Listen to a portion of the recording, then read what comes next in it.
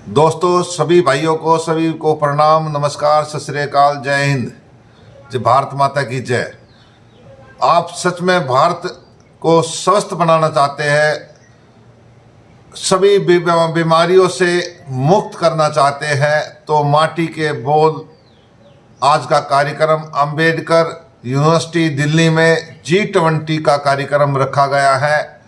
और आज के इस चैनल सच का 7 ये आपको दिखाएगा आज के मुख्य अतिथि श्री अंजनी करोड़ीवाल जी, जो चेयरमैन अमृत माटी इंडिया के जो चेयरमैन है, उनसे आपकी मुलाकात कराएगा। और आपको इस चैनल को सच का 7 अंक वाला 7 को सब्सक्राइब करें और भारत बीमारियों से मुक्त होगा। अमृत माटी इंडिया, अखिल भारतीय प्रजापति कुंभकार संघ से मैं हूं सत्यवीर सिंह खेड़ा। नमस्कार, जय हिंद। इसको सब्सक्राइब करना ना भूले और ज़्यादा से ज़्यादा इस चैनल को सब्सक्राइब करें और इस वीडियो को पूरा देखें। धन्यवाद, थैंक यू। और जो डॉक्टर महेंद्र प्रजापति जिस बात को कह रहे थे कि तरह तरह की व्याधियां चुपके से हमारे अंतर्गत प्रवेश कर गई हैं, चुपके से नहीं, वो ताल ठोक कर हमारे सामने। और इसका कारण है कि हम अपनी मिट्टी से दूर होते जा रहे हैं। पिछले दिनों जिस महामारी से हम गुजरे हैं वो पिछले दरवाजे से नहीं आई, और उस महामारी से हमने निजात पाया इसलिए क्योंकि हम अपनी मिट्टी की ओर लौटे। आत्मनिर्भरता को हमने अपना अधिकार बनाया, और आत्मनिर्भरता हमें तब आएगी जब हम अपने समाज को, अपनी संस्कृति को, अपनी मिट्टी के महत्व को समझेंगे। इस अपने जो आत्म गौरव है, उस आत्म गौरव को समाज के सामने प्रस्तुत करेंगे। और हम क्या है, मेरे पास कैसे संसाधन है, इन संसाधनों से समाज को अवगत कराएंगे, तभी हमारा और समाज का कल्याण संभव। आदरणीय अंजनी जी जिस तरह से मिट्टी से जुड़े हुए कार्य को कर रहे हैं,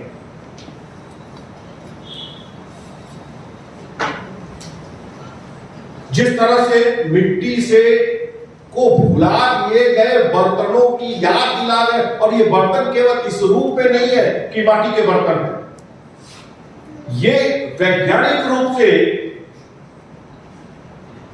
कितने सचेत है केजरीवाल जी।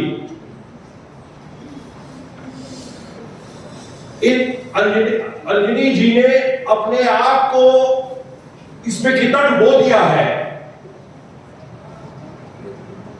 और कैसे चिकित्सकीय पद्धति के माध्यम से चीजों को हमारे सामने ला रहे हैं कि इन्होंने जो बर्तन बनाए हैं वो मनुष्य के लिए कितने आवश्यक हैं, उसमें जल पीने से किस तरह की व्याधियां दूर हो सकती हैं, और ऐसी व्याधियां जो सीधे सीधे ताल ठोकर हमारे घर में प्रवेश कर रही हैं। बहुत दिनों से मैं कोशिश कर रहा था कि आदरणीय अंजनी जी को मैं बुलाऊं, लेकिन उनकी अपनी व्यस्तता रहती है। इस व्यस्तता के बीच से जो उन्होंने अपना समय निकाला और इस विश्वविद्यालय में विद्यार्थियों के लिए जो अपना समय दिया, लोग अपनी मैरिज एनिवर्सरी बनाने के लिए पता नहीं क्या क्या करते हैं और सारे कार्यक्रम को रद्द कर देते हैं, और उस कार्यक्रम अपने मैरिज एनिवर्सरी को उस रूप में न मनाते हुए बेहतर विश्वविद्यालय के विद्यार्थियों के बीच में मनाने की बात सोची, और हमारे इस आमंत्रण को स्वीकार किया। इसके लिए हम उनके तहे दिल से आभारी हैं। मैं चाहता हूं कि आपके और अंजनी जी के बीच में कोई विवाद न बने। हमें अपनी संस्कृति को याद दिलाने के लिए, जिस राजस्थान की संस्कृति को याद दिलाने के लिए, भारतीय समाज और सभ्यता को याद दिलाने के लिए जिस तरह का माहौल उन्होंने बनाया है और जो पगड़ी मुझे पहनाई है, उसका मैं तहे दिल से उनके प्रति अपना आभार व्यक्त करता हूँ। आदरणीय अजय जी।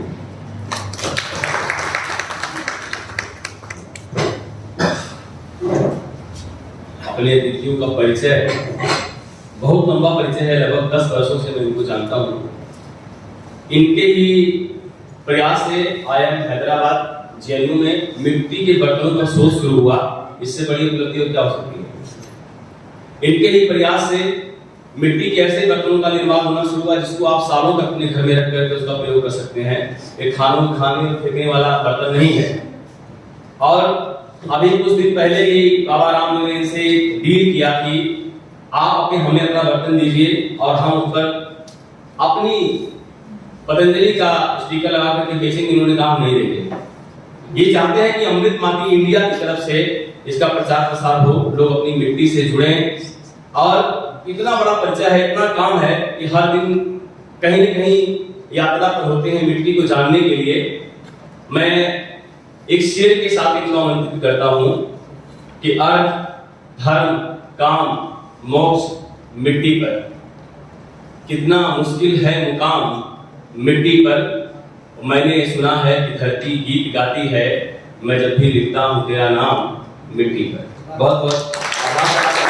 बहुत आभार के साथ आमंत्रित कर रहा हूं।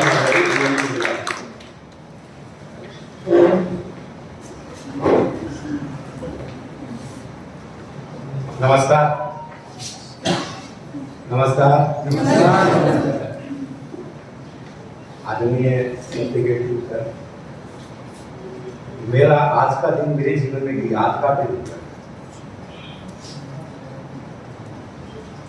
गुरु, शिक्षक, उनका आशीर्वाद आज के दिन मुझे मिल रहा है तो मुझे लगता है कि शायद जीवन की हर चीज मुझे मिल चुकी है। तो किसी ने कहा है गुरु और गोविंद दोनों घरे, काके लागो पाव, बलवारी हो गुरु आपकी, गोविंद दियो मिलाए।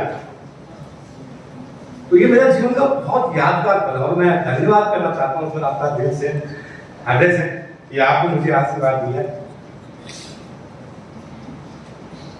मेरे कई यहाँ परिचित भी हैं, आप लोगों से मेरा परिचय नहीं है।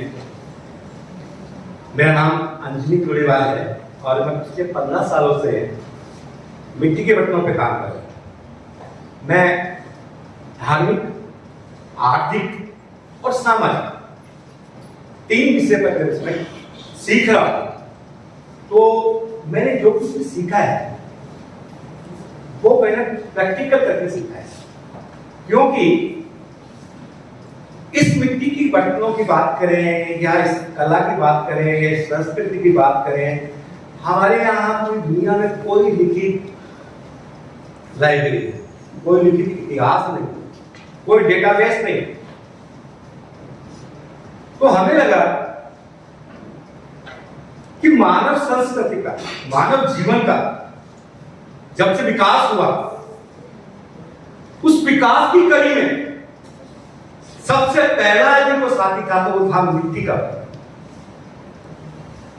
जब मानव ने सबसे पहले अपनी विकास यात्रा में अनाज उगाना सीखा तो उसे पकाने के लिए मिट्टी के बर्तनों की जरूरत पड़ी। यानी कि मैं ये कहूं कि जो मानव था, जो मांसाहारी था, उसको शाकाहारी बनाने में मिट्टी के बर्तनों का बहुत बड़ा योगदान था।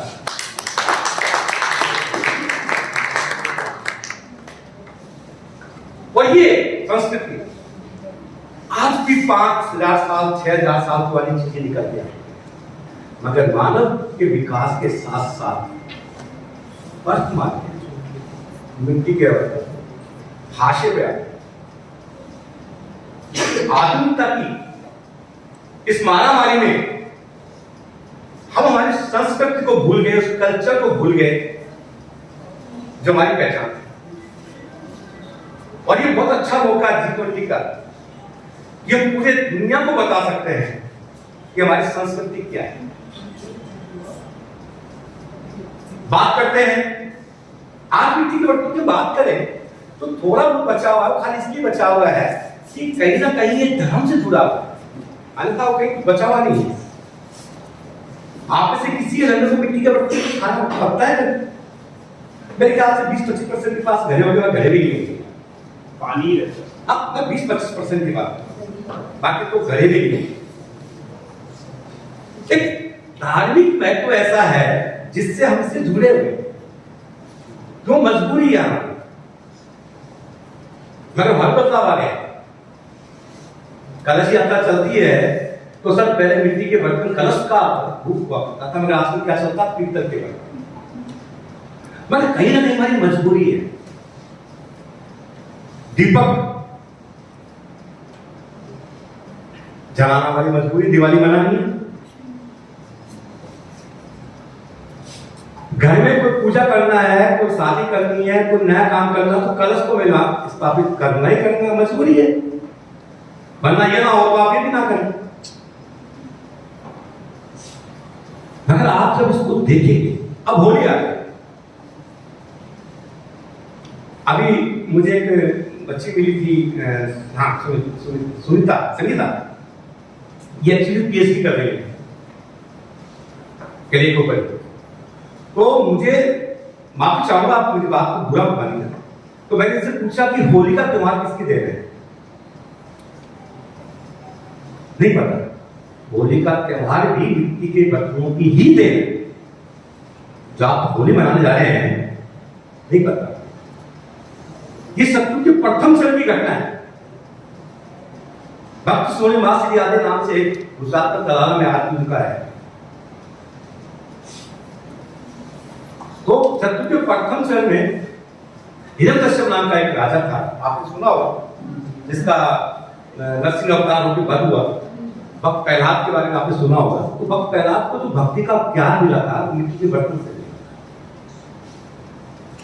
कभी आप देखेंगे तो आपको इतिहास मिल जाएगा। दिवाली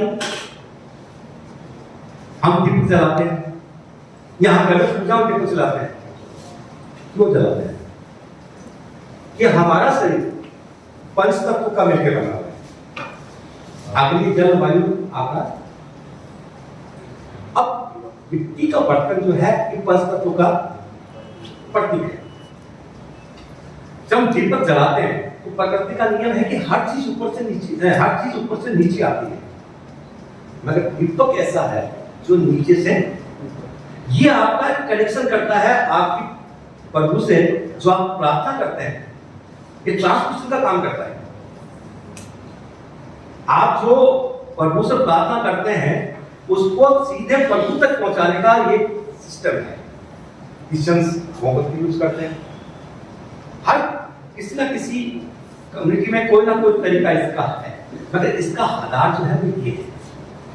तो आप उस भावना से देखेंगे तो आपको वाकई महसूस होगा कि आप कलश की बात करते हैं, कलश को क्यों इस्तेमाल करते हैं? कलश प्रतीक है शुद्धता। पंच तत्व का कलश अग्नि परीक्षा लेके आते हैं। जैसे सीता जी ने दी थी ना अग्नि परीक्षा, शुद्धता की कारण। और यही जब समुद्र मंथन हुआ था, जो अमृत निकला था वो इसी कलश में कुंभ बोला गया था, इसी कलश में रखा गया। तो ये प्रतीक होता है 7 नदियों का पवित्र जल, और ऊपर हम लगा देते हैं, इसके ऊपर क्या है? नारियल। ये 7 पर्वत, उनका ये एक प्रतीक है। बहुत सारी बातें हैं, मैं उस पर नहीं कहूंगा। मैं अब बात करना चाहता हूं आपसे इसका सामाजिक महत्व। 1950 तक, आजादी से पहले 47 में, आप किसी बुजुर्ग से पूछेंगे या आपको पुराना डेटा चेक करेंगे तो आपको पता लगेगा कि हिंदुस्तान में कोई कभी बीमारी नहीं थी तो आज है। और अक्सर जो हिंदुस्तान में लोग थे अच्छी उम्र लेके चलते थे। आज बहुत से लोग गाँव मिल जाएंगे 100 साल के आसपास की एज होती है। तो ये आयुर्वेद के अंदर हमारे घरों में क्या था, हम पढ़े लिखे नहीं थे, मगर हमारे संस्कार ऐसे थे कि हमें पीढ़ी दर पीढ़ी वो जानकारियां मिलती चली। तो हमारे घरों में क्या था, आजादी से पहले आप देखेंगे तो हर घर के अंदर किसी ना किसी रूप में मिट्टी के बर्तनों का इस्तेमाल किया। वो खाना भी उसमें पकता था, दूध भी उसमें पकता था, दही भी उसमें होता था, इवन आटा लगाते थे वो भी उसी पे होता था। उन्हें नहीं पता था ये है क्या, बट ये आपको स्वस्थ रखने का, जिंदगी भर निरोगी रखने का बड़ा आसान और व्यवहारिक तरीका है। मैं तो दावा करता हूं, पूरा दावा करता हूं, यदि कोई व्यक्ति अपने जीवन में 10 साल मिट्टी के बर्तनों का इस्तेमाल करता है तो मान के चले अगले 20 साल तक निरोगी रहेगा और स्वस्थ रहेगा। अगले 20 साल उसकी उम्र और बढ़ेगी। और ये मैं प्रमाणित करता हूं लेबोरेटरी रिपोर्ट से, मेरे कहने से, वैज्ञानिक रूप से। मेरे पास टेस्ट रिपोर्ट है, आप देख सकते हैं। आपको जानकर आश्चर्य होगा कि मिट्टी के बर्तन में इतनी बड़ी ताकत है। विटामिन ए के बारे में तो आपने काफी सुना होगा। आजकल छोटे छोटे बच्चों के चश्मे लग जाते हैं और विटामिन ए बहुत बड़ा घटक है। ज्यादा पकाएंगे जल जाएगा, खत्म हो जाएगा। ज्यादा ठंडा करेंगे खत्म हो जाएगा। बड़ा नाजुक, आप किसी बर्तन में चेक कर लीजिए, विटामिन ए आपको कभी नहीं मिलेगा, जीरो ही मिलेगा। मगर मिट्टी के बर्तन में विटामिन ए 100% से रहता है, 100%। तो जिस बच्चे को बचपन से अगर विटामिन ए नहीं मिला तो क्या चश्मा लगेगा उसको?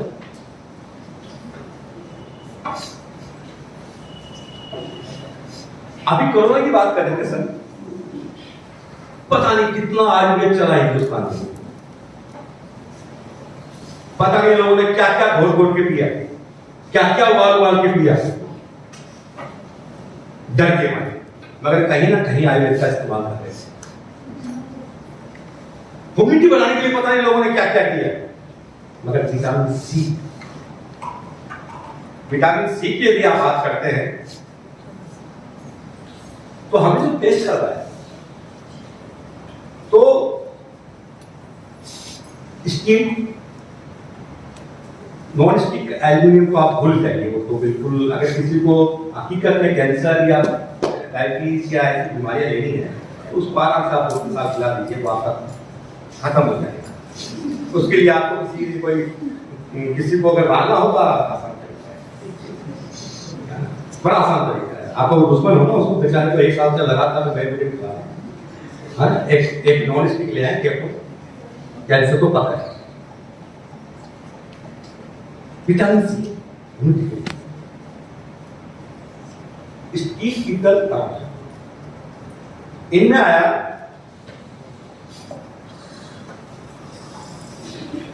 1.75 मिलीग्राम सोडियम, और यही मिट्टी के बर्तन में रखे कितना होगा 3.79। इतना बच्चा और मिट्टी बड़ी नहीं बड़ी। रेस्ट पर आप देख सकते हैं। अब एक सबसे बड़ा घटक है कैल्शियम, और आप जानते हैं कैल्शियम कभी शरीर में नहीं बनता है, कैल्शियम को बाहर से लेना होता है। दूध ले, पनीर ले, बहुत से लोग एनिमल लेते हैं, ये बाहर से लेना होता है।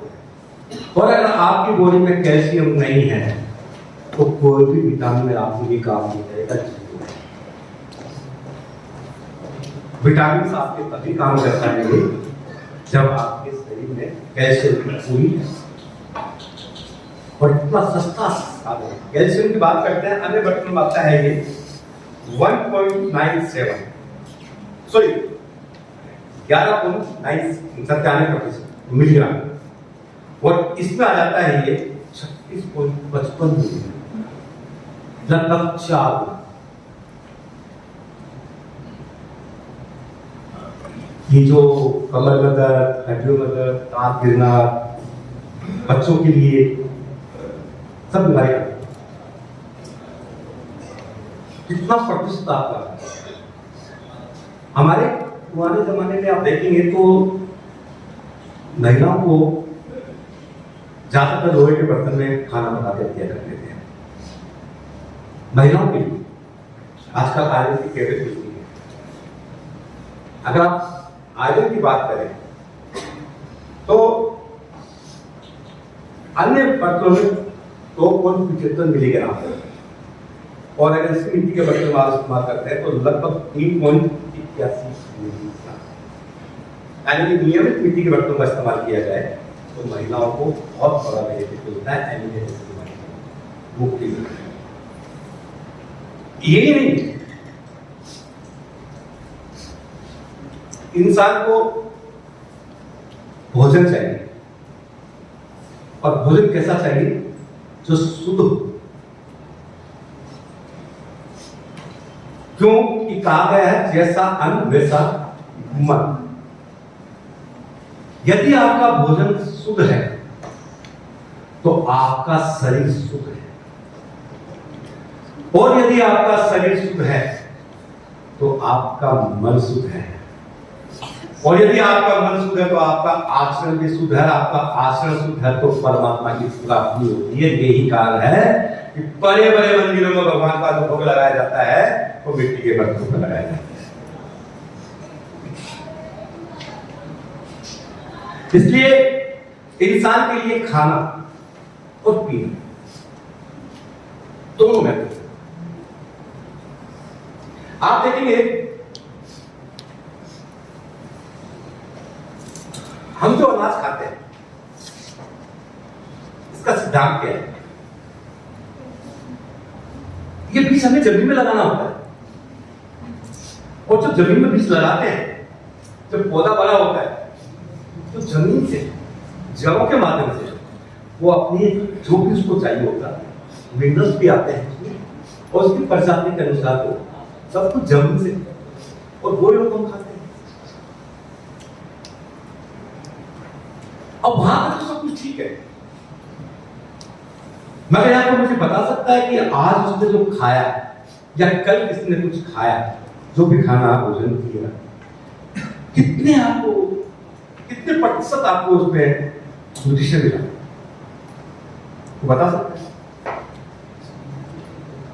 और मैं ये कहता हूं कि कल जो आपने खाया आपको 25% भी न्यूट्रिशन मिला। बस आगे कर 1950 तक हमारे हिंदुस्तान में हम जो खाते थे वो परंपरागत देसी अनाज है। 1950 के क्रांति का आगाज हुआ, से बोलते हैं हरित क्रांति। उस हरित क्रांति में हुआ क्या कि जो वैज्ञानिक थे उन्होंने पैदावार बढ़ाने के लिए कई तरह के प्रयोग किए।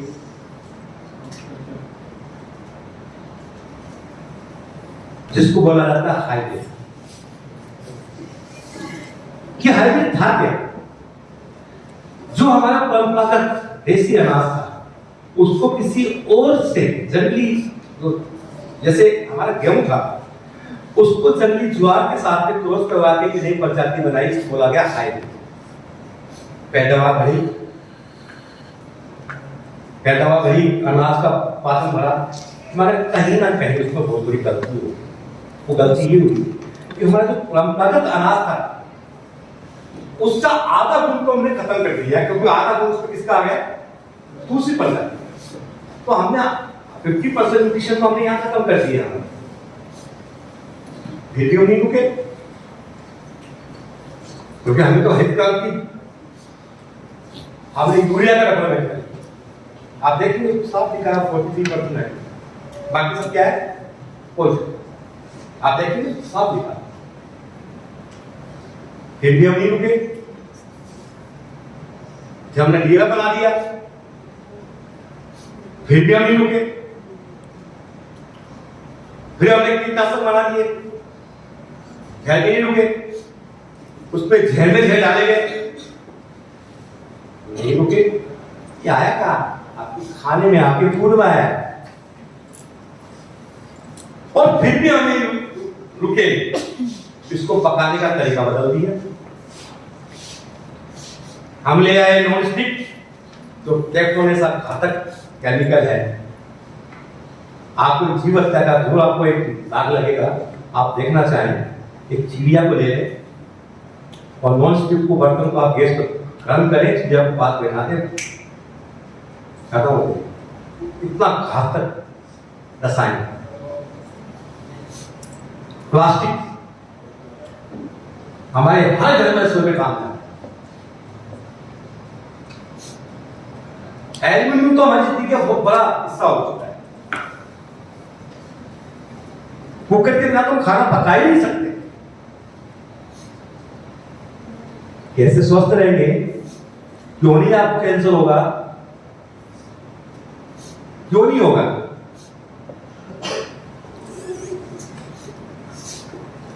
मगर इस जहर को आप सब्जियां लेते हैं। बहुत से लोग आजकल थोड़ा सा आगे हैं, बदल दिया है उन्होंने। आजकल वो हाइब्रिड ना खाते हैं। पंजाब हिंदुस्तान का इतना बड़ा कुछ कृषि उत्पादक राज्य है। पंजाब से दिखाने एक ट्रेन चलती है, उसका असली नाम कुछ हो रहा है, मगर उसको बोला जाता है कैंसर ट्रेन। उस ट्रेन का नाम कैंसर ट्रेन, और उस ट्रेन के अंदर लगभग 80% लोग कैंसर के मरीज। और गुजरात वाले किसान कितने समझदार हैं, खुद तो जहर डाल रहे हैं और दूसरे स्टेट से ऑर्गेनिक मंगा के खा रहे हैं। तो ये जो सब्जियां आप खा रहे हैं, कितना सारा जहर है। हिंदुस्तान में कोई या पूरी दुनिया में कोई ऐसी दवा या कोई ऐसा लोशन या कोई ऐसी मशीन बनी है जो इसके पॉइजन को रिमूव करते? बनी है क्या? नहीं बनी नहीं सकती। मगर हमारी संस्कृति ने हमको एक ऐसा हथियार दे रखा है जो आपके जहर को खत्म कर सकता है, और आपको 25% जो आप जिसे ले रहे हो उसको बढ़ाकर 4 गुना तक कर सकता है। वह है मृत्यु का वजह। क्यों? 1912 में जर्मनी में एक रिसर्च हुई, उसका नाम था pH level, power of hydrogen, pH level. Doctor Otto ने एक सिद्धांत बनाया, उन्हें पैरामीटर बनाया जिसको हम बोलते हैं पीएच लेवल, जो कि 0 से लेकर 14 तक है। वो कहते हैं कि 0 से लेकर 7 तक किसी व्यक्ति का पीएच लेवल है तो वो एसिडिक, अम्लीय स्वभाव है। और यदि किसी का 7 है, न्यूट्रल, ना बीमार है ना ठीक है। और यदि 7 से 14 की तरफ जा रहा है तो वो एल्कलाइन कल्चर, क्षारीय कल्चर। यानी जिस किसी की बॉडी का कल्चर एसिडिक है, आप मान के चलिए दुनिया की तमाम बीमारियां उसको, और कैंसर जैसी बीमारी हमेशा एसिडिक कल्चर में ही होती है। और किसी का यदि पीएच लेवल 7 है तो न्यूट्रल है, और यदि किसी का पीएच लेवल 7.1 से ऊपर जा रहा है और एल्कलाइन फॉर्मेट हो रही है उसकी, जीवन में कभी उसको गंभीर बीमारी नहीं। तो अगर आपको हमेशा स्वस्थ रहना है तो आपको सिर्फ इतना करना होता है कि आपको अपनी बॉडी का पीएच लेवल क्षारीयता की जगह ले जाना। अच्छा, मैं आपसे जानना चाहता हूं, कुआं किसने देखा है? कुआं सबने देखा है। पानी पिया है कभी? वो सड़ता क्यों नहीं? क्या आप बाजू रखो 5 साल में खराब हो जाता है, वो क्यों नहीं खराब? क्या होता है? कैसे होता है? जमीन के अंदर कैसे होता है? वही तो कह रहे हैं, मिट्टी से होता है। कैसे होगा? मतलब आप देखिए, थोड़ा सोचिए, मैं जो कह रहा हूँ आपको आप समझने की कोशिश कीजिए, मैं इतना आसान सा रास्ता बता रहा हूँ। आप हिंदुस्तान की दिशा और दशा बदल देंगे।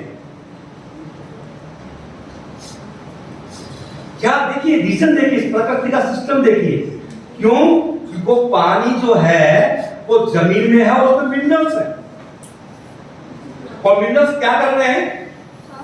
पीएच बैलेंस का काम कर रहे हैं। क्या कर रहे हैं? वो पानी को एसिडिक होने नहीं देते। नदियों का पानी क्यों? क्योंकि वो जमीन से चल रहा है, मिनरल साथ साथ चल रहे हैं, वो पानी को एसिडिक होने नहीं देते। तभी तो हम 200-500 रुपए लीटर का पानी पीते हैं एल्कलाइन के नाम से। उस सिद्धांत को देखो आप,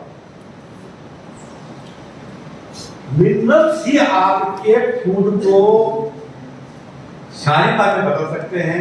अगर मिनरल्स नहीं है तो आपका फूड जो है वो उसका ये रिसर्च है। आपके मार्क्स देखिएगा 90 के बाद कितने आते हैं, आप करके देखिए।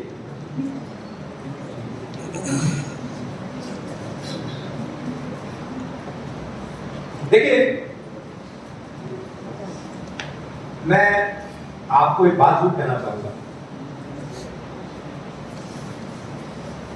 हम बात करते हैं हिंदुस्तान की तरक्की की बात करते हैं, G20 की हम बात करते हैं, एक पृथ्वी, एक परिवार, सबका विकास। मगर एक बहुत बड़ी समस्या हमारे हाथ में है, वो आपके साथ में भी आएगी, उससे आप बच नहीं सकते। यदि आज आप नहीं जागे तो भविष्य में 5-10 साल बाद में आपके बच्चों के साथ में दिक्कत आएगी। वो समस्या आपके साथ में आएगी, और वो है कुपोषण। आज हिंदुस्तान में 47% बच्चे कुपोषित हैं, और इतनी महिला बच्चियां एनीमिक हैं। ये समस्या आपके साथ में आएगी जब 70 साल में हम लोग 47% को नीचे नहीं लेके आ पाए। अगले 20 साल में दोस्तों क्या होगा? कहां से आपको स्पोर्ट्समैन मिलेंगे? कहां से आपको सैनिक मिलेंगे? कहां से आपको पुलिस के जवान मिलेंगे? कहां से टैलेंट आएगा? कहां से आप तरक्की करेंगे? मगर हम आंख बीच के बैठे, क्योंकि हमें पता है कि हमारे साथ नहीं होते, मगर ये होगा हमारे साथ। क्या कारण है ऐसा? ये कुपोषित क्यों हो रहे हैं बच्चे? ये महिलाएं बच्चियां एनीमिक क्यों हो रही हैं? खाना सभी खाते हैं, सभी खाना खाते हैं ना, फिर क्यों हो रहा है? सरकार ने बनाने की कितनी सारी योजना चला रखी है। अगर आप बात करें भारत सरकार की योजनाओं की,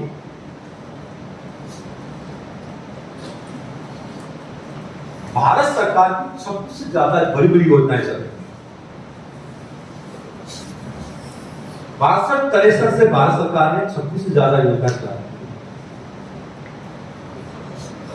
और मैं आपको कुछ आंकड़े देता हूं, आपको बड़ा ताज्जुब होगा। इसके लिए यूएन ने देखिए अप्रैल 2016 में यह तय किया गया कि सन 2025 तक पूरी दुनिया को हम कुपोषण मुक्त करेंगे, और भारत सरकार ने उस पर काम भी किया, कुपोषण मंत्रालय बना दिया। कुपोषण मंत्रालय बना दिया, मोदी जी के पास में उसका विभाग है।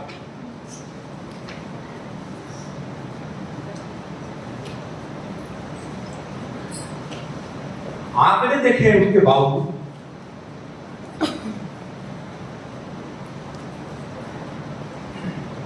हमारी इंडिया की बात करें तो 5 साल से कम उम्र के जो बच्चे हैं, मैं बता रहा हूं आपके साथ में चीजें आएंगी, अभी नहीं जागे तो आएंगी ये चीज। भारत में 5 साल के जो बच्चे हैं उसमें 69% बच्चे कुपोषण हैं। इसमें कोई गरीब अमीर का फासला सभी भी। कुपोषण भी 2 तरह का होता है।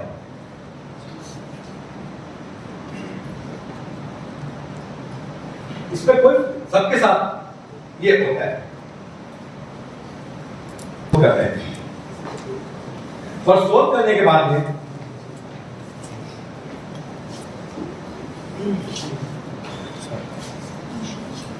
शोध किया और हमने कई सरकारों से बात की और हमने साबित किया कि यदि आपको आपके आने वाली जनरेशन को, आने वाले बच्चों को, उनके भविष्य को बेहतर बनाना है तो आपको आज से ही तय करना पड़ेगा कि आपको उनके न्यूट्रिशन वैल्यू की पूरी ख्याल रखना पड़ेगा। और अभी मैंने थोड़ी देर पहले आपसे बताया कि जो पकाने का तरीका और अनाज का जो तरीका है उससे आपका एक कुपोषण क्यों नहीं होगा। हमने शोध किया, शोध करके हमने पाया कि जो बच्चों को भोजन मिल रहा है उस पर न्यूट्रिशन वैल्यू 0 के बराबर। हमने इस पर काफी काम किया, भारत सरकार से हमने मिले, आपकी दिल्ली में ही महिला बाल विकास मंत्रालय है, उन्होंने कहा कि हम आपकी इस रिसर्च को मानते हैं मगर हम इसको फर्दर स्टडीज के लिए ऑल इंडिया मेडिकल काउंसिल को हम रेफर करते हैं। हम वहां गए मगर प्रयास किए तो हमारा जोधपुर के अंदर आयुर्वेदिक यूनिवर्सिटी है, वहां इसका क्लिनिकल ट्रायल चालू हो गया है और अगले 6 महीने के अंदर ये दुनिया में एक चीज साबित हो जाएगी कि यदि आपको कुपोषण मुक्त होना है तो इसका सबसे आसान, व्यावहारिक और सस्ता तरीका है रोटी का।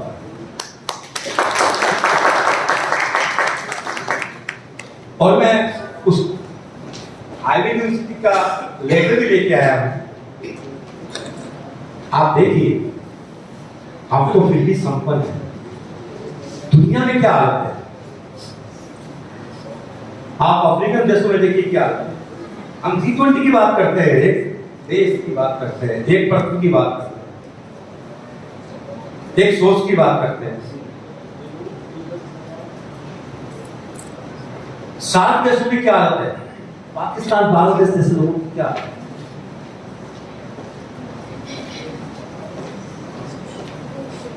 तो आपको समझ में आ रही बात मेरी, मजा आ रहा आपको, आप वेट नहीं कर पा रहे। मैं कोई कथा नहीं बता रहा हूं सत्तान भगवान की। चलिए अब आते हैं आज की महत्व, मिट्टी के बर्तनों पर। आप लोग स्टडी कर रहे हैं, आपको आगे जाकर बहुत बड़ा बिजनेस आइडिया बन। हमने प्रयास किए, हमने एक एल्किनाइड वाटर से बनाया जो 2 लाख रुपए की मशीन आती है। उस मशीन को हमने मात्र 800 रुपए बनाया और बनाया ही नहीं सर, IIT रुड़की ने उसको सर्टिफाइड किया। यानी कि हमने वो नवाचार किया कि हिंदुस्तान का हर गरीब से गरीब तबके का आदमी भी 200 से 500 रुपए लीटर का पानी पी सकता।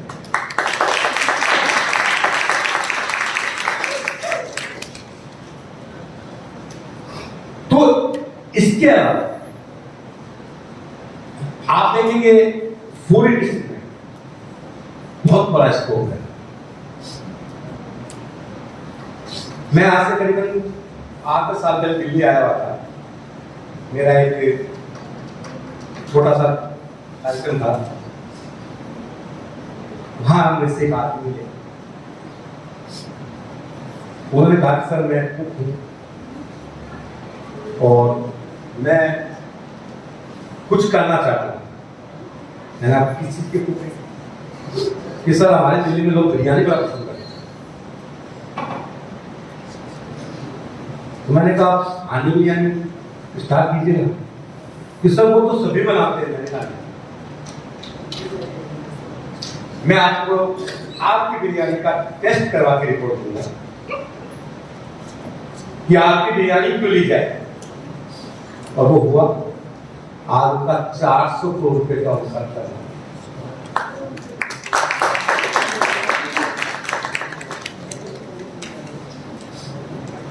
इतना बड़ा मार्केट आपके लिए खुला पड़ा है। स्टार्टअप पे जाए ना, हम गए आए बेंगलोर आए। स्टार्टअप में आप देखेंगे आपको तुरंत इस पर रिस्पॉन्स मिलेगा। अभी हम लोग एक बहुत बड़ा काम बहुत जल्दी लॉन्च करने वाले हैं। आप ये खाते हैं ना च्यवनप्राश, शहद, आयुर्वेदिक दवाएं, कभी आपने देखा है इसके अंदर क्या वो चीजें हैं? आपने देखा च्यवनप्राश, नाम ब्रांड का नाम तो नहीं लूंगा, मगर च्यवनप्राश के अंदर 1 किलो च्यवनप्राश के अंदर आप 5 मिलीग्राम प्लास्टिक भी खा रहे हैं। ये टेस्ट करें, यानी कि च्यवनप्राश के गुण को कम कर ही रहे हैं, साथ ही साथ आप प्लास्टिक भी खा रहे हैं। क्योंकि वो च्यवनप्राश जब बनता है, जब पैक होता है, फैक्ट्री से निकलता है, तो वो गर्म भी होता है और उसके गुण आपके ऐसे बहुत बड़े सेक्टर है जहां पैकिंग में भी आप इसका नवाचार कर सकते हैं। तो मेरा कहने का मतलब यही है कि किसी के पास में जो भी आप में से चाहे, इसके किसी प्रकार का कोई भी काम करना चाहे, कोई आइडिया हो या आइडिया उसको चाहिए, तो हम सदैव उनके लिए तैयार हैं। आप इस क्षेत्र में आना चाहें, इसमें काम करना चाहें, किसी प्रकार काम करना चाहें, हम सदैव आपके साथ हैं। मैं अगर फिर आपसे एक बात कहना चाहूंगा, आपके पास में 2 तरीके हैं, सुखी और स्वस्थ जीवन जीना है या आपको बीमार दुखी जीवन जीना है। तय आपने करना है। दुनिया में फोकट में कुछ नहीं मिलता है। आपको बीमारियां चाहिए तो आपको बहुत कुछ खाना पड़ता है पैसा खर्च करके। फोकट में कुछ नहीं मिलता। फोकट में तो सिर्फ आपकी अच्छी बातें मिल सकती है। दूध वाला आपके घर आता है, सब्जी वाला आपके घर आता है, शराब वाला आपके घर नहीं आता है। आता है क्या? शराब वाले के पास हमें जाना होता है। अच्छी चीजें आपके पास चल के आती है। इसलिए मैं आपसे कहूंगा कि यदि आप अपने बच्चों को स्वस्थ और अच्छा देखना चाहते हैं, आप अपने घर के बुजुर्ग लोगों को स्वस्थ और अच्छा देखना चाहते हैं, आप खुद स्वस्थ और अपने पैसे को बचाना चाहते हैं, तो आप किसी ना किसी रूप से मिट्टी के बर्तनों का इस्तेमाल जरूर करें। और खास करके ये बोतल का पानी ना, सिर्फ 100 रुपए का घड़ा ले आए, उस घड़े में आप पानी डालें और 5 से 6 घंटे बाद उस पानी को चेक करेंगे, पीएच लेवल आप चेक करेंगे, तो आपको 8 के आसपास 7.5 8 मिलेगा। यदि आपने लगातार दिन में उस घड़े को पानी को 3 लीटर के आसपास पी लिया, तो आप ये मान के चलना कि आपने अपने शरीर में जितना भी एसिडिक है उसको रिमूव करने का काम चालू कर दिया।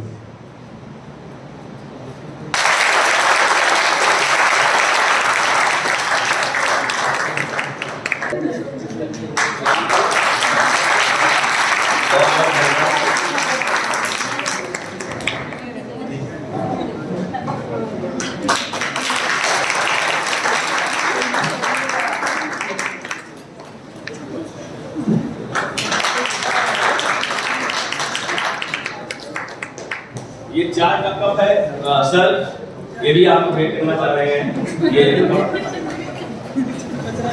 आपका ये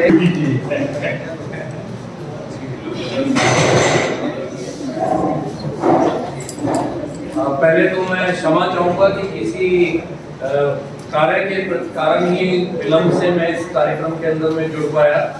अभी लौटा हूँ नई मीटिंग में से और आते ही सीधा आदेश था प्रोफेसर सत्यकेतु का मैसेज आ गया था कि आप सीधा NL2 के अंदर में ही यहाँ पे पहुंचे और मैं तुरंत यहीं पे आ गया, क्योंकि मैं माटी के बोल के ऊपर में जो आज हमने सुना और आप लोगों ने तो बहुत कुछ इन्होंने बताया होगा, मैंने तो थोड़ा बाद में आने के कारण मैं जो कुछ सुन पाया और खास तौर से जो इन्होंने माल न्यूट्रिशन के बारे में बताया, क्योंकि माल न्यूट्रिशन पे अंजलि जी मैं भी यहाँ प्रशासनिक इसमें आने से पूर्व अकादमी जब कार्य कर रहा था तो मैंने भी आदिवासियों के अंदर में बहुत माल न्यूट्रिशन के ऊपर रिसर्च करने की कोशिश की और वो यही जाना कि जो उनका जो खाद्य है, जो उनका जो अपना खान पान है, जो आपके अंदर में मैटर है, वो खुद ही आपको इतना मिनरल्स और विटामिन्स उपलब्ध कराता है और उसका उपयोग आप किस प्रकार से कर सकते हैं अपने इस शरीर के। और वैसे भी हमारे भारतीय हमारे जो इंडियन कल्चर है और खास तौर से जब हम G20 के परिप्रेक्ष्य में जब हम ये बात करते हैं तो G20 के अंतर्गत में तो हमारा जो मूल मंत्र कि जो 5 तत्व जिससे कि हमारे पूरी भारतीय संस्कृति पे जो है हमारी उसके इर्द गिर्द घूमती और उसमें माटी जो है उसका एक बहुत पृथ्वी उसका एक बहुत बड़ा योगदान है उन 5 तत्वों में से। तो उसी पृथ्वी का जो आज आपने विज्ञान हमारे यहाँ पे दिया अम्बेडकर विश्वविद्यालय में, उसके लिए हम बहुत बड़े आपके आभारी और कृतज्ञ हैं कि आप राजस्थान से यहाँ पे आए और आके आपने हमें ना सिर्फ चेताया बल्कि आपने हमें बताया भी कि आपको अगर सुखी रहना है तो आप ही के हाथ में इसका इलाज भी है कि आपको अच्छा चटकारा खाना खा के और चटकारा भोजन लेके आपको अपने साथ में रोगों को पालना है या आपको साधारण खाना लेके और आप अगर जिस प्रकार से माटी आपको के अंदर में जिस प्रकार से आपको उसके जो तत्व हैं वो आपको उपलब्ध कराती है, उनके थ्रू अगर आप अपने जीवन को साधारण और अच्छा बनाना चाहते हैं तो वो भी चॉइस आपके हाथ में।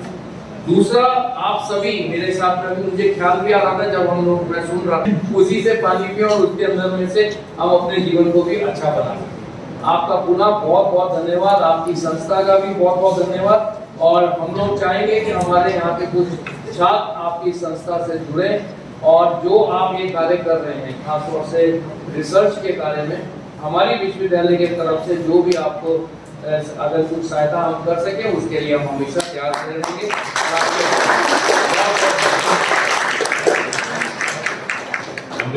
वो आप लोग हैं कि आप लोग यहाँ पर आए। मैं अपने सभी यहाँ पर आए हुए श्रोताओं का मैं बहुत बहुत आभार व्यक्त करता हूँ। ऑलरेडी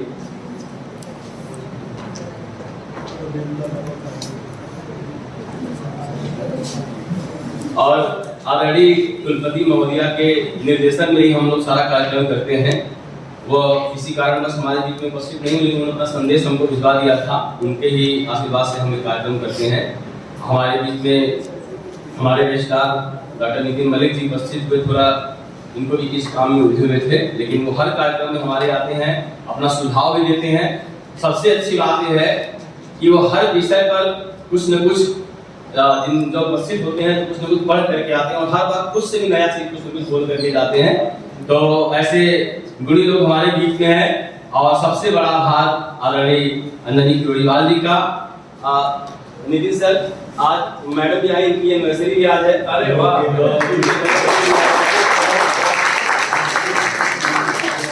मैं आप सभी लोगों का बहुत बहुत आभार व्यक्त करता हूँ। आप सभी लोग चाय पर आमंत्रित हैं। बहुत बहुत धन्यवाद। इनको निकाल के पोर्टल लटका दें और एक काम है आदमी को फॉलो कर लें, या फिर दूसरा ये है कि उस क्षेत्र में चले जाए जिसके बारे में आपको जानकारी दीजिए। ठीक सर, ये सवाल लीक की बात आपने की तो एक चीज याद रखिएगा, लीक लीक गाड़ी चले, लीक ही चले कपूर, लीक छोड़ तीनों चले, शायर शेख सपना। एक तो वही सपना है जो ये लीक को छोड़कर चल रहे हैं और एक इतिहास में। और कुछ सवाल है? और कोई है? हो सकता है, बिल्कुल ये जानकारी आपके काम आएगी। मुझे लगता है कि आपने इनको पूरी तरह से संतुष्ट कर दिया है।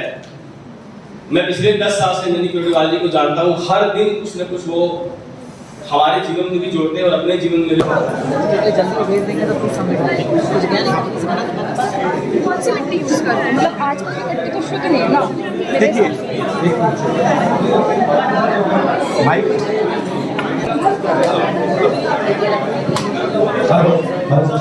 देखिए आपका सवाल सही है।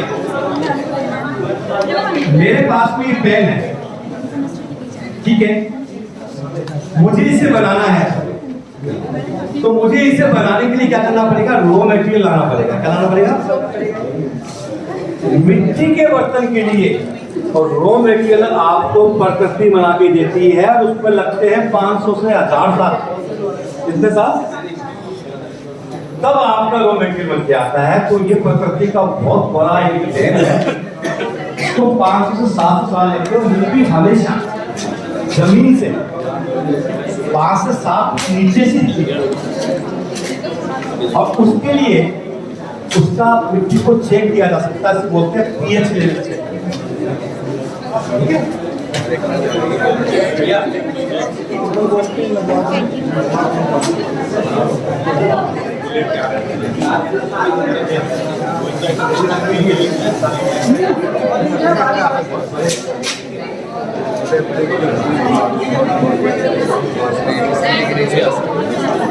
हाँ चले।